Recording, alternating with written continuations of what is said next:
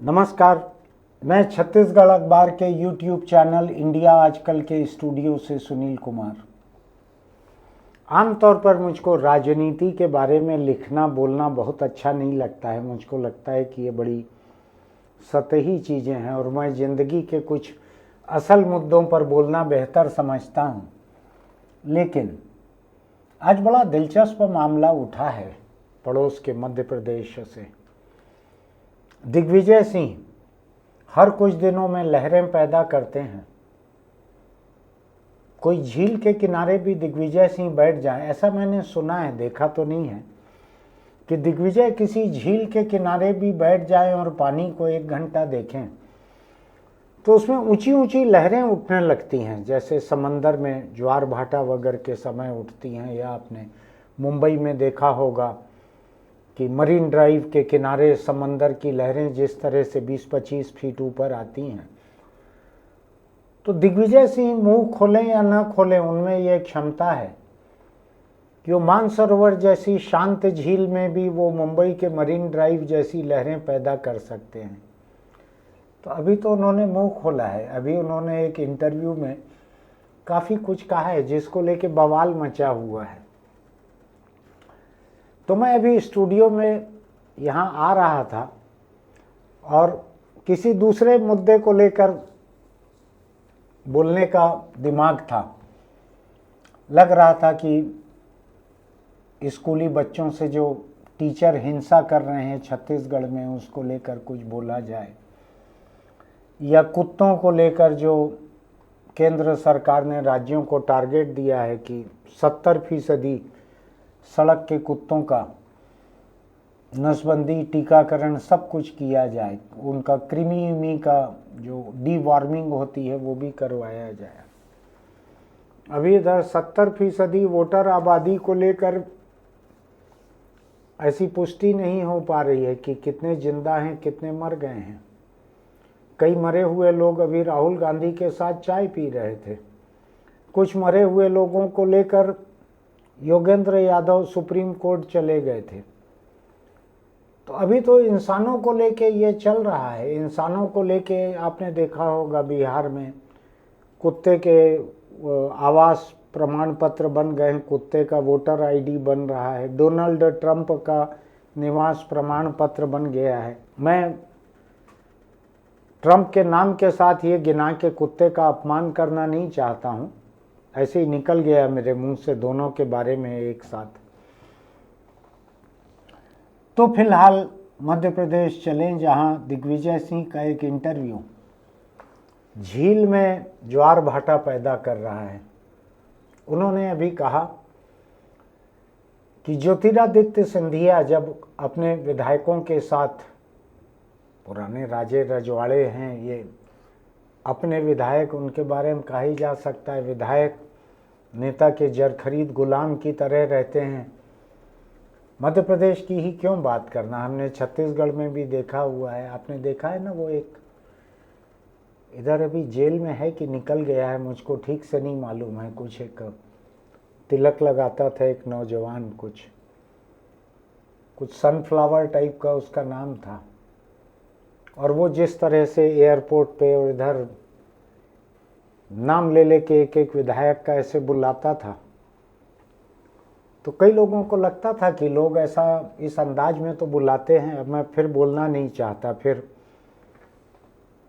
एक और प्राणी का अपमान होगा तुलना करने से, इसलिए मैं बोलना नहीं चाह रहा हूँ। तो जो ज्योतिरादित्य सिंधिया के साथ कांग्रेस छोड़कर 2020 में भाजपा चले गए और कमलनाथ की सरकार को गिरा दिया था, तो क्यों गए थे ज्योतिरादित्य सिंधिया, क्यों कांग्रेस छोड़ी थी, इसको लेकर दिग्विजय सिंह ने अभी एक इंटरव्यू दिया है। इंसान बड़े मज़ेदार हैं दिग्विजय सिंह, मेरे उनसे बड़े अच्छे रिश्ते हैं, बड़ी अच्छी मेरी बात मुलाकात पहचान है, वो मुझको चाहते भी बहुत हैं। लेकिन फिर भी पापी पेट का सवाल है। मेरा पेशा ऐसा है कि मुझको जो न्यूज़ वैल्यू की बात है उस पर कुछ बोलना है या लिखना है। अखबार में एडिटोरियल लिख चुका था, इसलिए अब यही एक बात बची है। तो दिग्विजय सिंह ने ये कहा कि कमलनाथ से ज्योतिरादित्य सिंधिया नाराज चल रहे थे और दिग्विजय सिंह को ये खतरा था कि ज्योतिरादित्य सिंधिया कमलनाथ की सरकार को गिरा सकते हैं। और कमलनाथ की सरकार के बारे में कहा जाता था कि वो दिग्विजय सिंह की बनवाई हुई थी, दिग्विजय सिंह ही उस सरकार को चलाते थे, उन्हीं के फैसले रहते थे और कमलनाथ चाहे उनसे सीनियर हों, शायद सीनियर हों, लेकिन दिग्विजय सिंह का वजन उसमें बहुत था सरकार में, क्योंकि कमलनाथ की सरकार उन्होंने ही बनवाई थी। अभी दिग्विजय सिंह ने ये कहा कि जब उनको ये एहसास हो गया कि ज्योतिरादित्य सिंधिया कांग्रेस छोड़कर जा सकते हैं और सरकार गिर जाएगी, तो उन्होंने उनके और ज्योतिरादित्य दोनों के करीबी एक किसी उद्योगपति वगैरह का कहा है, बड़े उद्योगपति जिनके कमलनाथ और ज्योतिरादित्य से भी अच्छे संबंध है, दिग्विजय से तो है ही। तो दिग्विजय ने उस उद्योगपति को कहा कि आप बीच बचाव कीजिए, नहीं तो सरकार गिर जाएगी। उद्योगपति के लिए तो बहुत बड़ी चेतावनी रहती है कि मुख्यमंत्री जिसका परिचित हो, सिंधिया जिसका परिचित हो, उसको तो लगना चाहिए कि मुख्यमंत्री जो हैं वो बने रहें, तभी तो उद्योग चलते हैं बड़े बड़े। और दिग्विजय सिंह के भी उद्योगपतियों से बड़े अच्छे रिश्ते संबंध, इसके बारे में सब लोग जानते हैं। मैं उनसे कभी पूछ नहीं पाया, पूछूंगा कभी बंद कमरे में बात होगी तो, लेकिन चूंकि पूछ नहीं पाया हूँ इसलिए अभी बतला सकता हूँ कि एक समय दिल्ली में ये बात हुई थी, कांग्रेस हाईकमान के पास देश के एक सबसे बड़े उद्योगपति पहुंचे थे और उन्होंने कहा था कि अगर आप दिग्विजय सिंह को प्रधानमंत्री बनाएं तो हम इतने सांसद ला के दे सकते हैं। अब ये बात सच है या नहीं है मैं दिग्विजय सिंह से पूछ नहीं पाया हूँ। फिलहाल ये दिग्विजय सिंह ने एक इंटरव्यू में कहा है, और आजकल तो इंटरव्यू ज़्यादा कैमरों के सामने ही होते हैं तो कोई बहुत बाद में मुकर भी नहीं सकते बात से। तो दिग्विजय ने यह कहा है कि उन्होंने एक उद्योगपति से चर्चा की कि इन दोनों को संभालिए, नहीं तो ये सरकार गिर जाएगी। और उस उद्योगपति के घर पे इन तीनों की बैठक हुई। डिनर पे ये लोग तीन इकट्ठा हुए। डिनर पे इकट्ठा होते हैं लोग, थोड़ा रात रहती है, अंधेरा रहता है, किसी घर में घुसने में, कहीं पे जाने में आसानी रहती है, या फार्म हाउस वगैरह में गाड़ियाँ चली जाती हैं।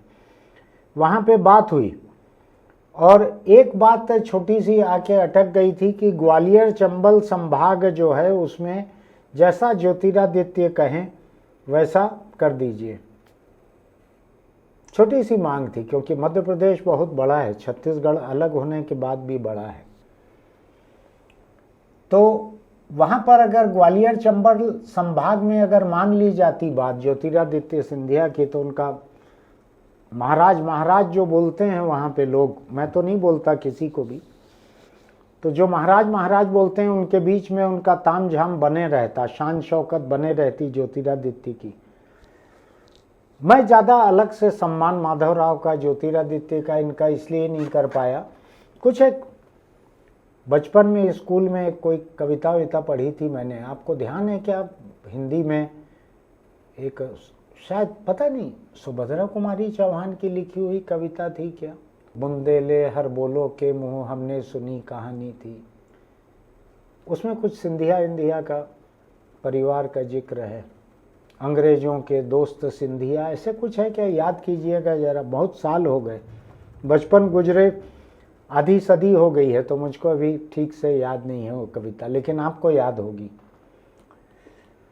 तो मान लेते हैं उनका ज्योतिरादित्य का शान शौकत उनकी अपने इलाके में कायम रह जाती। अब कोई लक्ष्मीबाई वगैरह तो हैं भी नहीं कि कौन बुरा मानेगा। सिंधिया परिवार को महत्व देना है तो दे दो, सरकार कमलनाथ की बच जाती, लेकिन हुआ नहीं। मैं भी पढ़ रहा हूँ टुकड़े टुकड़े में इंटरव्यू, वीडियो देखा नहीं है पूरा मैंने दिग्विजय का। इंटरव्यू भरोसेमंद जगहों पे पढ़ रहा हूँ, उसमें कुछ था, कागज में दस्तखत वस्खत भी हो गया था कि ऐसा किया जाएगा, लेकिन वो नहीं हुआ। तो दिग्विजय सिंह ने कहा अभी कि ज्योतिरादित्य सिंधिया की बात नहीं मानी गई ग्वालियर चंबल संभाग में, इसलिए कमलनाथ की सरकार गिर गई, कांग्रेस की सरकार। लेकिन कमलनाथ ने इसके जवाब में कहा है, ट्विटर पर सार्वजनिक रूप से कहा है, अब प्रेम उतना बाकी नहीं रह जाता है, ऐसे इंटरव्यू के बाद में किसका प्रेम बाकी रहेगा। तो कहा है कि मेरी सरकार गिरने को लेकर हाल में कुछ बयानबाजी हुई है, मैं इतना कहना चाहता हूं कि पुरानी बातें उखाड़ने से कोई फायदा नहीं है, लेकिन सच तो यह है कि व्यक्तिगत महत्वाकांक्षा के अलावा ज्योतिरादित्य सिंधिया को यह लगता था कि सरकार दिग्विजय सिंह चला रहे हैं। इसी नाराजगी में उन्होंने कांग्रेस के विधायकों को तोड़ा और हमारी सरकार गिराई। ये जवाब दे दिया कमलनाथ ने। कमलनाथ ने यह नहीं कहा कि दिग्विजय सरकार चला रहे थे और मैं तो कठपुतली था, ऐसा नहीं कहा। आखिर कमलनाथ की भी अपनी कुछ इज्जत है। तो बात अब खुल के सामने आ गई है। अभी क्या है, असल में मध्य प्रदेश में अगला कोई भी चुनाव जो है विधानसभा का ही होगा, अगला 3.5 साल बाकी है। 3.5 साल विपक्ष में जो पार्टी रहना जिसका तय है देश में, और 4 साल बाकी है मध्य प्रदेश में, 3.5 साल बाकी है। तो इतना लंबा कोई भी पार्टी घर में बिना बर्तन टकराए हुए नहीं रह पाती है। तो दिग्विजय सिंह ने ये इंटरव्यू दिया। वो उनके इंटरव्यू जो हैं वो बीच बीच में बड़े, मुझको कभी इंटरव्यू उन्होंने ऐसा नहीं दिया, मैं कोशिश भी करते रहा तो, लेकिन उनके इंटरव्यू जो हैं खबरें पैदा करते हैं कई दिन तक। अभी मानसरोवर में जो ज्वार भाटा लाए हैं दिग्विजय सिंह, पता नहीं, कोई मुझको कह रहा था कि खड़गे जो हैं वो कांग्रेस के राष्ट्रीय अध्यक्ष मल्लिकार्जुन खड़गे, वो कर्नाटक में मुख्यमंत्री बन के जाना चाहते हैं, उनकी आखिरी इच्छा यही है। अभी उम्र उनकी 100 बरस पूरी हो, लेकिन फिलहाल उनकी आखिरी इच्छा यही है कि एक बार कर्नाटक के मुख्यमंत्री बन जाए ऐसा। तो लोग मुझसे पूछ रहे थे कि इसके बाद कौन कांग्रेस अध्यक्ष बनाने के लायक रहेंगे। तो मैंने 1-2 नाम गिनाए, तो लोगों ने कहा कि आपके तो दिग्विजय सिंह से बहुत अच्छे संबंध हैं, आप उनका नाम नहीं गिना रहे हैं, 2 दूसरे नाम गिना दिए हैं। तो मैंने कहा दिग्विजय सिंह बीच बीच में अपने बयानों से बड़ी असुविधा पैदा करते हैं, तो इसलिए हो सकता है कि जो भी कांग्रेस की फर्स्ट फैमिली कही जाती है, तीन नाम हैं जिनमें गांधी आता है आखिरी में, तो वो लोग दिग्विजय के नाम पे थोड़े से सहम जाएं कि ये अध्यक्ष बनने के बाद भी पता नहीं क्या ओसामा जी और क्या कुछ इस तरह का कहते हैं ना बीच बीच में दिग्विजय, बैठे ठाले कुछ ऐसा परेशानी खड़ी हो जाती है जैसा अभी हो गई है। मानसरोवर झील के किनारे लोग बैठते हैं योग करने, ध्यान करने, शंकर की पूजा करने के लिए बैठते हैं। छत्तीसगढ़ से मेरे एक दोस्त वहाँ गए थे, तो उन्होंने कैलाश मानसरोवर की यात्रा पे गए थे, तो मानसरोवर झील के किनारे बैठ के दारू पीते हुए उन्होंने अपनी तस्वीरें खींची थी और मुझको भेजा था कि ये फलाने फलाने भगवान की पूजा करते हुए। ऐसा मैं नहीं जानता पूजा में ऐसा होता है कि नहीं, लेकिन उन्होंने भेजा था, वो धार्मिक प्रवृत्ति के थे वो। तो मानसरोवर के किनारे बैठ के दिग्विजय ने जो ज्वार भाटा पैदा किया है। अब मैं मध्य प्रदेश की बात को यहीं रोकता हूँ, आगे 10 मिनट में अपनी बात करता हूँ दूसरी। छत्तीसगढ़ में मैंने बड़ी कोशिश की है अभी तक कई लोगों को इंटरव्यू करने की। मुझको इंटरव्यू में बड़ा मज़ा आता है। किताबें पढ़ने में मुझको आत्मकथा या जीवनी पढ़ना अच्छा लगता है। हमारे वरिष्ठ दोस्त हैं कनक तिवारी जी, दुर्ग में देश में सबसे अधिक लिखने वाले लोगों में से एक हैं। उनको मैंने कभी कभी रिक्वेस्ट भी की है कि आप बहुत सारी किताबें बांटते हैं इधर उधर, कोई आत्मकथा और जीवनी अगर बांटें तो ज़रा मुझको भी याद रखिएगा। ऐसे ही मुझको अखबार के काम में इंटरव्यू सबसे अच्छे लगते हैं। मुझको कोई इंटरव्यू करने कहे तो मैं घंटों इंटरव्यू कर सकता हूँ, मैं कभी ख़त्म ही ना करूँ। हमारे दोस्त छत्तीसगढ़ के डीजीपी थे विश्वरंजन, उनको एक बार हमने इंटरव्यू किया तो कमरे को भीतर से बंद करवा दिया, ऑफिस को फ़ोन हटवा दिया, मोबाइल सबके बंद कर दिए और इंटरव्यू करने लगे। तो 3.5 घंटे इंटरव्यू चला। जब कमरा खुला तो पीए दौड़ कर आकर बोला कि साहब, गवर्नर साहब कई बार फ़ोन कर चुके हैं, बहुत नाराज़ हो रहे हैं। तो मैं इंटरव्यू इतने पसंद करता हूँ। दिग्विजय का ये इंटरव्यू भी मुझको अच्छा लग रहा है, जिसने भी लिया है। एक बड़ा उसने मानसरोवर में, झील में लहरें पैदा कर दी हैं, बड़ी ज्वार भाटा जैसी। छत्तीसगढ़ को लेकर मैं सोचता हूँ कि छत्तीसगढ़ में बड़े बड़े नेता हैं। यहाँ पे कम से कम 3 ऐसे बड़े नेता हैं जो पिछले मुख्यमंत्री कांग्रेस के भूपेश बघेल के मुकाबले मुख्यमंत्री पद के शुरुआती दावेदार थे। बाद में वो मुकाबला 2 लोगों में सिमट गया था, हालांकि हो कुछ नहीं पाया। टीएस सिंहदेव जो 2.5 साल बाद तलवार टांग कर और शेरवानी अचकन पहनकर और घोड़ी पे बैठकर और बैंड बजने लगे थे, सब होने लगा था कि अब मुख्यमंत्री निवास तरफ बढ़ना है आगे। वो बचे पूरे 2.5 साल में सरगुजा पैलेस से रायपुर के सीएम हाउस तक नहीं पहुंच पाए। वो घोड़ी पे चढ़े चढ़े घूमते भर रहे टीएस सिंहदेव। तो मैं ऐसे कई लोगों को इंटरव्यू, चरणदास महंत रहे, 5 साल विधानसभा के अध्यक्ष रहे, उनकी जो दुर्गति उस कार्यकाल में भूपेश बघेल ने की उसके सब लोग गवाह हैं। खासकर महंत के आसपास के सब लोग जानते हैं, और पूरा कोरबा, जांजगीर, चांपा, इस इलाके में जितने किस्म के कलेक्टर एसपी रहे उनको सबको मालूम था कि महंत की किस तरह दुर्गति करनी है। हालांकि ये चरणदास महंत और भूपेश बघेल दोनों दिग्विजय सिंह के स्कूल से ही निकले हुए हैं। तो मैं बड़ी कोशिश करते रहा कि इन लोगों को इंटरव्यू करूं, किसी को ये कुछ बतलाएं पिछले 5 साल सरकार कैसी चल रही थी। कोई तैयार हो नहीं रहे हैं।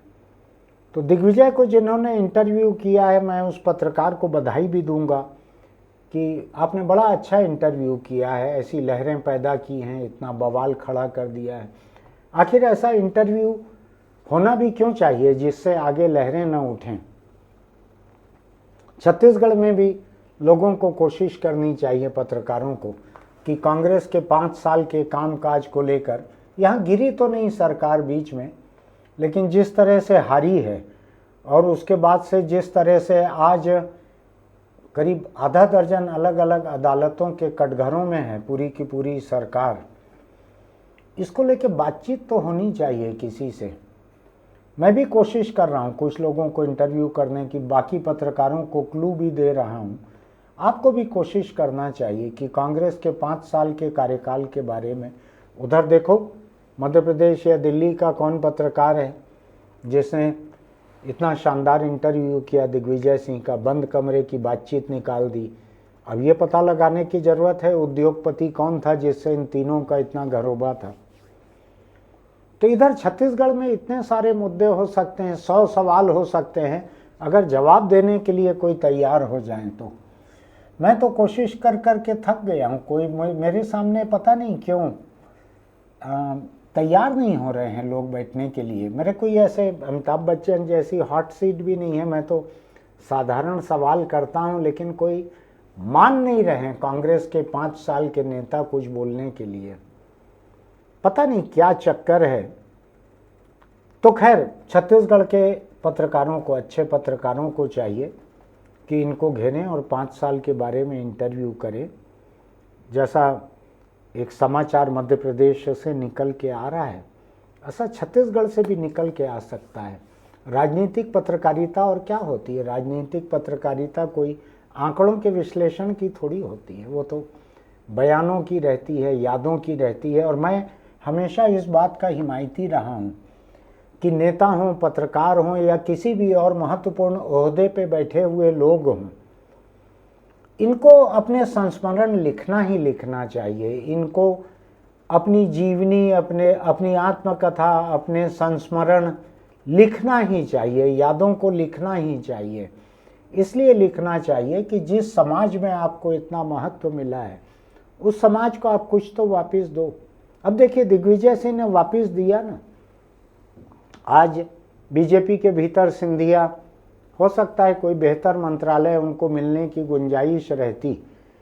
दिग्विजय सिंह के एक इंटरव्यू ने आज उनके लिए वहाँ दिक्कत खड़ी कर दी कमलनाथ के लिए दिक्कत खड़ी कर दी। और सबसे बड़ी बात, वो उद्योगपति कौन है जो कांग्रेस के दिग्गजों के बीच इतना बिचौलिया बना हुआ था, उसके लिए भी दिक्कत खड़ी कर दी। आप समझ रहे हैं मेरी बात में क्या कह रहा हूँ? पत्रकारिता, राजनीतिक पत्रकारिता ऐसी ही होनी चाहिए। लोगों को उनके संस्मरण, उनके बंद कमरे की बातें इनको बोलने के लिए, उजागर करने के लिए उकसाना चाहिए और जनता के हित में इसको सामने रखना चाहिए। कांग्रेस की सरकार गिरी, बीजेपी पे आप तोहमत लगा रहे हो, बीजेपी पे आप तोहमत लगा रहे हो मध्य प्रदेश में। अरे तुम्हारे घर के भीतर गिरी है सरकार, इसमें बीजेपी का क्या हाथ था? अगर तुम मान ही लेते, अगर चंबल ग्वालियर संभाग का पट्टा तुम लिख देते ज्योतिरादित्य के नाम से कि यहाँ पे ज्योतिरादित्य का दस्तखत जो है उसी को प्रभारी मुख्यमंत्री माना जाए, तो क्या बिगड़ गया रहता? सरकार तो चलते रहती, बाकी मध्य प्रदेश में तुम्हारा राज चलते रहता। तो राजनीतिक पत्रकारों को चाहिए कि इस तरह की बातों का भांडाफोड़ करते रहें, उजागर करते रहें, इनको सामने लाते रहें। छत्तीसगढ़ में अभी बड़ी गुंजाइश है। 5 साल की कांग्रेस की जो सरकार थी उसके बारे में हो सकता है कि आप भूपेश बघेल को इंटरव्यू करके भी वहाँ से भी कुछ जानकारी निकाल सकें कि किस तरह से टीएस सिंहदेव गड़बड़ कर रहे थे, टीएस सिंहदेव सरकार को अस्थिर कर रहे थे। हो सकता है आप वो निकाल सकें। सबसे बड़ा यह है कि वो एक सनफ्लावर तिवारी जो है वो उसका अगर इंटरव्यू आप लोग कर सकें तो भी हो सकता है। और क्या, कोई एक राय था एमएलए जिसको बार बार आवाज़ दे के एयरपोर्ट पे बुलाया जाता था, उसका भी इंटरव्यू हो सकता है। कई लोगों के इंटरव्यू हो सकते हैं। महंत पता नहीं क्यों बहुत संभल के चलते हैं। केवल भूपेश का जो चुनाव था राजनांदगांव से लोकसभा का, उसी में जाके कुछ सिर फोड़ देने या कुछ ऐसा बोल के आए थे। वो पता नहीं सोच समझ के उन्होंने मंच पे कहा था कि क्या था। मैंने उनको पूछने की कोशिश की, उन्होंने कुछ नहीं कहा। उन्होंने कहा कि उसको जाने दीजिए उस बात को, पता नहीं क्या मतलब था उसका। तो चलिए, दिग्विजय सिंह ने जो मानसरोवर झील में जो ज्वार भाटा पैदा किया है, छत्तीसगढ़ के पत्रकारों के लिए चुनौती है कि वो यहाँ किसी को तो पकड़ें। 3, 4, 5 नेता हैं यहाँ पे, किसी को तो पकड़ें। देखिए मध्य प्रदेश में इतनी खबरें उठ रही हैं, इतना बड़ा बवाल हो रहा है, इधर आप बड़े बड़े पत्रकार बने हुए कुछ नहीं कर पा रहे हो। मैं तो अपने दफ्तर में ही बैठे रहता हूँ, लेकिन बहुत सारे अच्छे पत्रकार हैं यहाँ पे। याज्ञवल्क आप सुन रहे होंगे मुझको लगता है, और भी दोस्त हैं, बहुत सारे अच्छे पत्रकार हैं। फिर मिलते हैं। आपको लगता है कि मेरी बात कुछ काम की है? आपको लगता है कि नेताओं के ऊपर ये सार्वजनिक जिम्मेदारी रहनी चाहिए कि वो बातों को उजागर करें जनहित में? वोटर है, वोटर का हक है जानने का। तो आप इसके लिंक को और लोगों को बढ़ाइएगा। कोई बोझिल नहीं है आज का ये, आपके ऊपर कोई नैतिक दबाव भी नहीं डालता है। पत्रकारों के ऊपर थोड़ा सा नैतिक दबाव है कि आप अच्छा इंटरव्यू करके निकालो जानकारी वहाँ से।